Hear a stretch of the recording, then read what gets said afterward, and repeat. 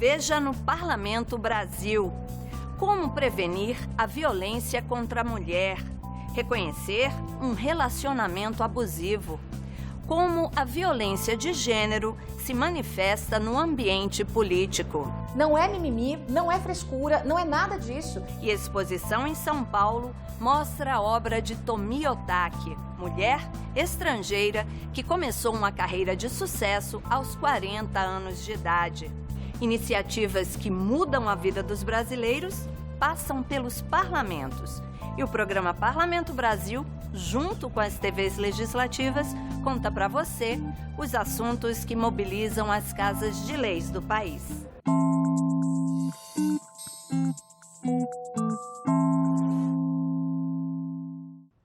Março, mês da mulher. Vamos falar de violência? Afinal, o número de feminicídios vem aumentando. A violência doméstica também. E o assédio no trabalho é mais uma forma de opressão contra a mulher. Os especialistas afirmam que, para combater o problema, é preciso falar muito sobre ele, informar, dialogar. A conscientização é o foco de projetos de lei na Assembleia Legislativa de Goiás. Goiás é o 5º estado com o maior número de homicídios de mulheres no Brasil. De acordo com a última edição do Atlas da Violência, em 2018 foram 4.519 mortes, 220 delas em território goiano. O crime de feminicídio foi tipificado no Código Penal brasileiro em 2015, mas o país ainda carece de bases de dados capazes de mensurá-lo. Atualmente, com base em pesquisas nacionais e internacionais, o número de feminicídios é calculado a partir do total de homicídios de mulheres, tendo como elo o local de ocorrência da morte, ou seja, dentro ou fora das residências. Com base nisso, de acordo com o Atlas da Violência, 30,4% dos homicídios de mulheres em 2018 aconteceram dentro de casa, o que indica aumento em relação ao total de feminicídios registrados em 2017. A violência contra mulheres, que tem como uma de suas faces a violência física, é ponto de partida para projetos parlamentares que tramitam atualmente na Assembleia Goiana. Virmondes Cruvinel, por exemplo, quer a instituição de uma política de divulgação da Lei Maria da Penha nas escolas. Integrante do Conselho Estadual de Educação, Gláucia Teodoro explica que há iniciativas não formais de divulgação da lei, defende a importância delas e afirma que a prevenção é o caminho. Nós sabemos que as escolas e as famílias são as primeiras responsáveis no desenvolvimento de uma educação não sexista, porque só assim, discutindo a questão do machismo, a questão do patriarcado, é que de fato nós vamos romper com esse ciclo de violência tão evidente nos lares aqui em nosso país. Nós apresentamos esse projeto para garantir que nas escolas possa ser feito um trabalho educativo, de divulgação da Lei Maria da Penha, para evitar agressões, trazer informações a crianças e jovens para que situações como essa de violência à mulher não possam acontecer tanto no presente e futuro. Esse é o objetivo do projeto que apresentei. É também com foco na prevenção, por meio da conscientização, que a deputada Leda Borges propõe que empresas realizem palestra anual sobre violência doméstica. A regra vale para empresas com mais de 100 funcionários, em que, no mínimo, 60% deles são homens. Nós sabemos que, pelos vários tipos de violência que a mulher sofre, uma das mais graves é o assédio no âmbito do trabalho. É muito grave. E também ele é silencioso. Por quê? Porque as mulheres ficam com receio de perder o seu trabalho. E elas se calam e vão sendo assediadas. Sempre muito, né? Coordenador de segurança do trabalho em uma construtora, o Erli explica que as semanas de prevenção a acidentes contam, por exemplo, com discussões sobre comunicação não violenta e fala dos benefícios. Nós entendemos que o trabalhador, a produção, ele estar aqui, o bem-estar dele depende muito desse lado externo dele. E esse lado externo, familiar, ele tem uma suma importância no desenvolvimento profissional do trabalho dele aqui dentro da empresa. Diálogos com os homens e também com as mulheres. Funcionária da mesma construtora, a Flávia é assistente social e está à frente do programa Empodera. Nós temos um público aqui no nosso administrativo que predomina mulheres e a gente então resolveu montar esse projeto num formato de roda de conversa, em que as meninas, a cada 3 meses, nós reunimos com elas, abordamos um tema diferente a cada encontro. Então, quando uma conta a sua história, a outra se identifica na história que a colega está contando, e isso ajuda ela nas suas questões, nos seus relacionamentos, na sua maneira de ver a vida, na sua autovalorização, na sua autorreflexão. E está mudando assim os seus caminhos, a sua forma de pensar, até está trilhando aí outras escolhas nessa arte que é viver plenamente. O direito de ter o acompanhante que quiser na hora do parto. Uma das iniciativas parlamentares na área da saúde que já viraram lei em Santa Catarina. Veja o que foi notícia nas assembleias legislativas do país. Mesmo num ano atípico, com uma pandemia em curso, os deputados aprovaram mais de 900 projetos no ano passado.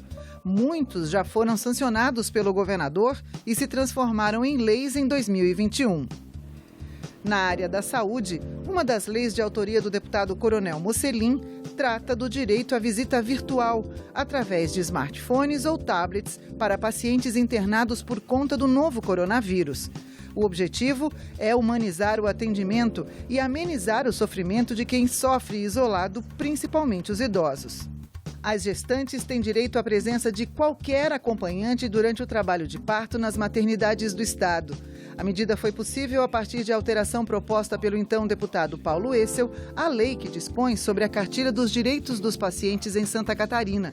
A lei estadual só permitia a presença do pai. Tramita na Assembleia Legislativa um projeto de lei que autoriza o governo do estado a doar celulares, notebooks e tablets apreendidos em operações policiais para alunos da rede pública de ensino. A educação é um direito fundamental constitucional e o governo tem que prover a estrutura necessária para que ela aconteça. Se nesse momento as aulas acontecem de forma online, é dever do governo promover políticas públicas para que todos tenham acesso de forma igual. Deverão ser atendidos alunos em situação de vulnerabilidade social e com renda familiar de até um salário mínimo. A proposta ainda precisa ser analisada pelas comissões e só depois votada em plenário. O que é normal num relacionamento? Quando é que a atenção, o carinho se tornam abusivos? O que você deve fazer se estiver passando por uma situação assim? Veja na reportagem da TV Assembleia do Piauí. Ciúme excessivo, controle e invasão de privacidade. Essas características estão ligadas diretamente a um relacionamento abusivo. Situação onde a mulher se vê ameaçada por um sujeito que quer manter controle sobre ela. Como foi o caso dessa vítima, que ainda por receio prefere ser identificada por Suzane e que por muito tempo sofreu nas mãos do ex-companheiro. Por muito tempo eu imaginei que a minha vida seria o tempo inteiro aquela roda viva. Que eu estava já aprisionada ao ponto de imaginar que não existia saída, né? E assim, eu passei por todo tipo de violência, né? Era a violência física, porque ele me agredia, era a violência patronal, né? Porque a casa era minha, mas ele falava que não ia sair. E eu trabalhava, eu não tinha direito a comprar o que eu queria, né? Eu tinha que pagar todas as contas da casa E o dinheiro dele era para curtir, para sair. Então, assim, foi uma experiência muito ruim. E é justamente esse comportamento que remete a uma violência do tipo estruturada, que pode estar diretamente ligada ao modo em que somos ensinados desde pequenos. As meninas, elas são restritas ao espaço doméstico, enquanto os meninos, eles são mais livres, né, para ocupar determinados espaços. Isso é o cuidado, minha filha, mas é porque eu tenho cuidado com você, você pode ser estuprada, então você pode sofrer alguma violência. Então, nós somos criadas nesse ritmo de nos domesticarmos, ou seja, de nós nos conformarmos. Quando a mulher se vê diante dessas situações, ela está sujeita a diversos traumas, como sentir falta de confiança e deixar de acreditar em si mesma. Justamente o que aconteceu com a Suzane. Eu acreditei que eu não era capaz de andar com as minhas próprias pernas. Eu tinha vergonha, porque eu imaginava que a sociedade ia dizer: ela fez algo para estar merecendo isso. O que foi que ela fez? Por que ela está passando por isso? Está passando por isso porque merece. Essa mulher, ela não se percebe enquanto ser humano, ela não se percebe enquanto indivíduo, né, com as suas potencialidades. É como se ela tivesse mesmo toda craquelada. E aí, nós profissionais, né, psicólogos, a gente vai auxiliar essa mulher a identificar o que é dela, o que é do outro. Porque essa relação abusiva, muito além dos traumas físicos, também vai acarretar a essa mulher a perda da sua identidade. Saber identificar as características de um abusador deve ser algo que as mulheres devam estar sempre atentas, para que não se submetam aos desejos dessa injúria machista. Nós achamos bonitinho ele dizer: meu amor, eu te amo, mas esse decote está um pouquinho avantajado, essa tua roupa, tu estás linda, mas não dá para botar uma saia mais comprida. E aí você vai se moldando, se remodelando comportamentalmente, ele vai te podando na questão do estudo. Para que estudar? Vai dando suporte econômico, não deixa que eu pague a conta. Não estou dizendo que isso como é que eu posso dizer? São sinais eloquentes do mandado da masculinidade. Não, mas é preciso ligar o radar, porque o preço pode ser muito alto. E o mais importante, não ter medo de denunciar e procurar sempre alguém de sua confiança para que possa ajudar nesse processo. Não é normal você vestir uma roupa e mudar porque o outro exige, porque o outro traz algumas palavras pejorativas. Não é normal você evitar falar sobre algo que você deseja ou um ponto de vista para evitar uma discussão.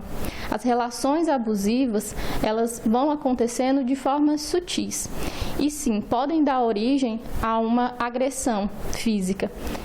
Mas antes que isso aconteça, é importante sim que você busque ajuda. Fale com um amigo, com um parente ou com um profissional que você, de fato, se sinta acolhida.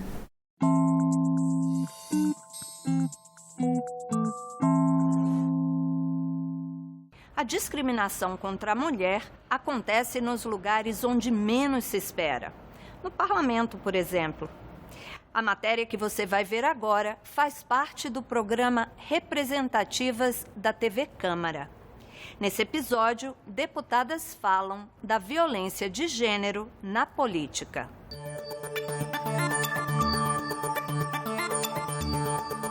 Eu jamais imaginei que a violência política contra a mulher fosse tão intensa dentro da política brasileira. E eu aprendi isso da pior forma, que foi na pele.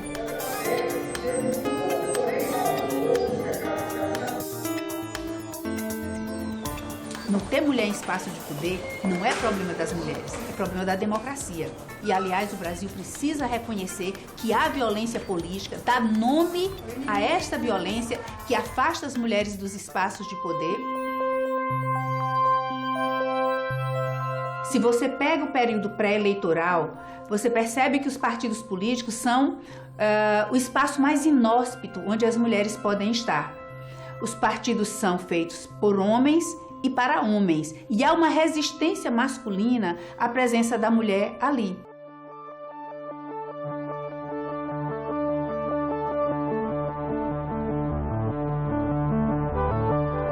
Não são ataques que envolvem ideias, não são ataques que envolvem projetos, não são ataques que envolvem divergências ideológicas, mas são ataques que envolvem o seu corpo, são ataques que envolvem simplesmente o fato de você ser mulher, são ataques que envolvem a roupa que você usa, ou a cor da roupa que você usa, ou o tamanho da roupa que você usa, ou o seu tipo de cabelo, ou o seu tipo de maquiagem, ou se você está mais arrumada ou menos arrumada. São ataques que comparam muitas vezes mulheres a animais. Então, o que eu vi dentro da política brasileira é que nós temos que avançar e avançar muito nesse tema. E era um tema que eu confesso, enquanto jornalista, que é a minha formação, né, básica, enquanto jornalista, eu não dava tanta atenção, porque não imaginei que tivesse essa intensidade. Né? Aquela coisa que nós mais alinhados à direita, né, pensamos, ah não, isso aí é mimimi. Não, não é mimimi. Não é mimimi, não é frescura, não é nada disso.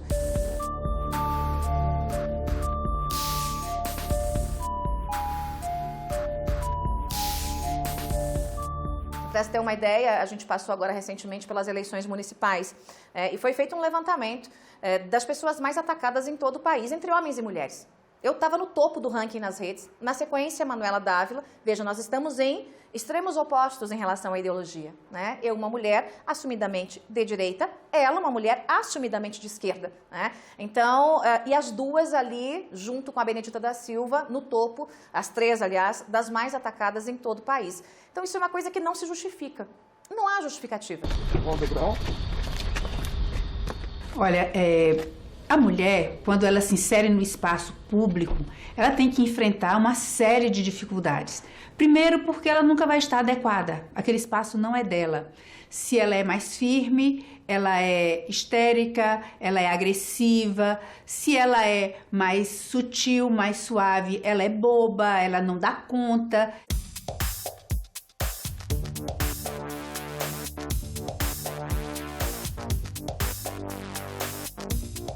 Você veja que quando eu fui candidata, nem o meu partido me ajudou.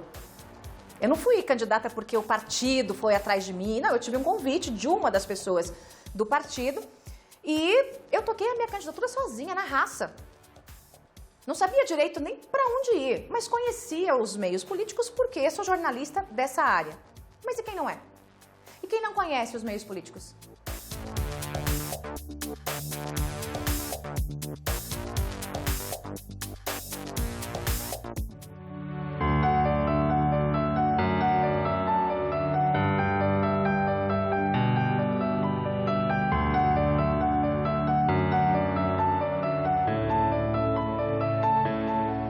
O que faz o legislador? Cria cotas, mas sem punição para quem descumpre a cota.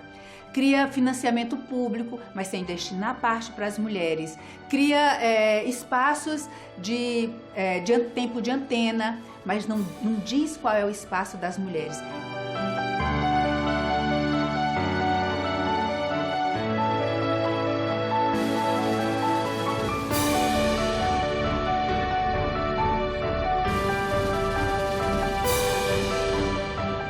Acho que a cota é meio discriminatória. Mas, por outro lado, quando você olha a relação do parlamento brasileiro com o número que nós temos da população de mulheres e de homens e a representatividade aqui dentro do parlamento, a gente chega a uma conclusão. A mais B igual não deu certo ainda. Essa eleição, com todo o esforço que foi feito, nós ainda temos 900 municípios sem nenhuma mulher. E ainda temos cerca de 5.000 candidaturas que têm aparência de candidaturas laranjas, porque foram candidaturas zero voto. Então, talvez, por um tempo, a melhor maneira de se equilibrar isso seja reservar um número de cadeiras efetivas para as mulheres. É o ideal? Repito, não. Mas talvez para a gente conseguir ajustar isso junto com o trabalho de formação política e atração dessas mulheres para a política, porque elas querem. O que nós precisamos fazer? Nós precisamos que se reconheça que uma democracia representativa precisa espelhar o que a sociedade espelha. E a sociedade é feita de homens e de mulheres. É feita de negros, de jovens, de índios. Então, que a Casa do Povo, os espaços de poder, tem que ter essa representatividade, porque senão essa democracia ela está falhando, essa democracia não é efetiva e, para usar um termo que tem sido muito utilizado, não é uma democracia democrática. Nós chegamos aqui enfrentando muita coisa, tendo que ultrapassar montanhas, né? Mas nós temos a obrigação de tornar essa caminhada dessas meninas que nos olham e nos admiram e pensam, uau, um dia eu quero estar lá, tornar esse caminho mais fácil para elas.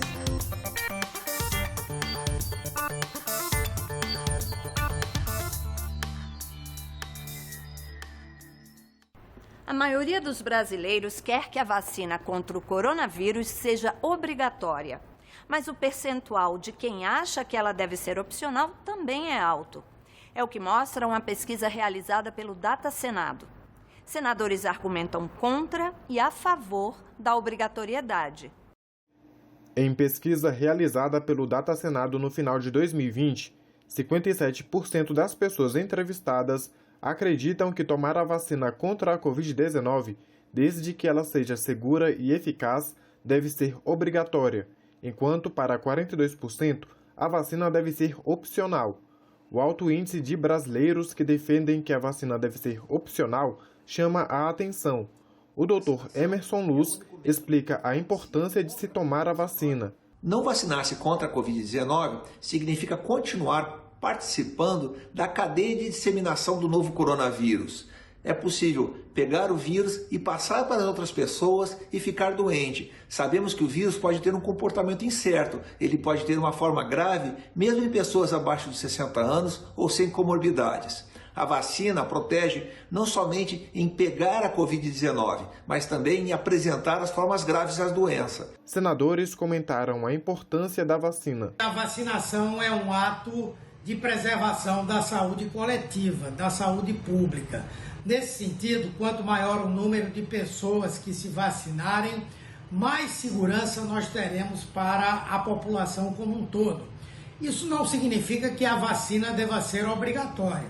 Agora, é importante que, assim como a lei determinou, nós aprovamos recentemente, o poder público possa estabelecer restrições para aquelas pessoas que se recusarem a tomar a vacina. A vacinação deve ser obrigatória. Desde o ECA, o Estatuto da Criança e do Adolescente, que já exige que assim seja. Por quê? Porque as doenças contagiosas, se a pessoa não é imunizada, ele pode transmitir a doença para outra pessoa. E, evidentemente, que o direito individual de cada um tem que estar submetido ao direito coletivo. Pela pesquisa, a maioria concorda que pessoas do grupo de risco, profissionais da saúde e da segurança pública devem ter prioridade no recebimento da vacina. As perguntas da pesquisa elas foram feitas com base em projetos de lei que estão em tramitação no Congresso. Então, esses resultados permitem aos parlamentares identificarem como a população brasileira pensa em relação aos projetos em tramitação e podem usar esses dados na tomada de decisão. A vacinação é o único método de profilaxia contra a Covid-19 cientificamente comprovado. É muito importante que todos participem e sejam vacinados de acordo com as fases do Plano Nacional de Imunização. Assim, nós alcançaremos um estado chamado bloqueio vacinal, quando a doença não consegue mais se espalhar, justamente porque uma grande parcela da população já está vacinada.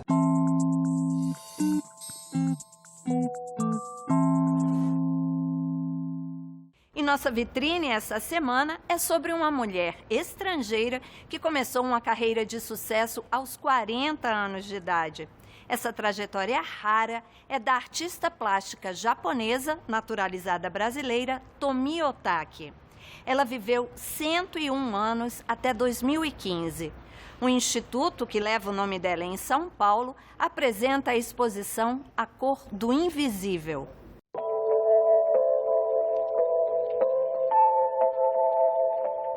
O Instituto Tomi Otaki, em Pinheiros, reuniu obras que representam a trajetória da artista japonesa naturalizada brasileira. seriam 107 anos comemorados no dia 21 de novembro de Tomi, que viveu de 1913 a 2015 e tem instalações espalhadas por vários pontos da capital paulista. A exposição A Cor do Invisível mostra a intenção dela em colocar a arte ao alcance de todos. Uma das pinturas ícones dela, essa que está próximo ao Vale do Anhangabaú, que é uma pintura que vem constantemente sendo restaurada e mantida, já é patrimônio da cidade. E ali fica evidente esse interesse que a Tomi Otaki tinha de não pensar uma produção privada para si, mas de sempre levá-la para o espaço público e torná-la de alguma maneira significativa para a sociedade. Tomi Otaki nasceu em Kyoto, no Japão, e veio ao Brasil em 1936 para visitar os irmãos. Acabou impedida de voltar por causa da Guerra do Pacífico. Aqui ela se casou e teve 2 filhos. Começou a pintar aos 40 anos e se tornou referência no abstracionismo informal. A mostra, em cartaz até 4 de abril de 2021, remonta exatamente o brilho da incidência solar nos trópicos, que chamou a atenção de Tomi Otaki ao chegar no Brasil. Quando ela chega, ela vai falar do amarelo, que o sol daqui tem uma cor que é diferente do sol, da luz no Japão. Então, e esse amarelo, para ela, é algo que fascina. A ascensão da artista acompanhou o movimento desenvolvimentista do Brasil e América Latina, dando lastro à arte concreta, que aproximou a arte da indústria com o uso de novos materiais para a criação. Tomi apostou na tendência geométrica, porém sem o rigor das linhas. No concretismo, isso vai ter uma influência, por exemplo, quando ela opta por um gesto, uma forma geométrica que vem com o gesto da mão e não com o gesto de equipamentos, como um compasso, uma régua, mas ela quer pensar como é possível criar um círculo, e esse círculo vai ter as suas imperfeições. Era isso que fascinava ela. E o Parlamento Brasil fica por aqui. Se quiser rever qualquer um dos nossos programas, tá tudo lá na internet. senado.leg.br/TV ou nosso canal no YouTube. Aproveita, se inscreve. Agora, se você preferir falar com a gente, manda um e-mail. Vai ser um prazer receber sua mensagem. Semana que vem tem mais, viu? A gente se vê. Tchau.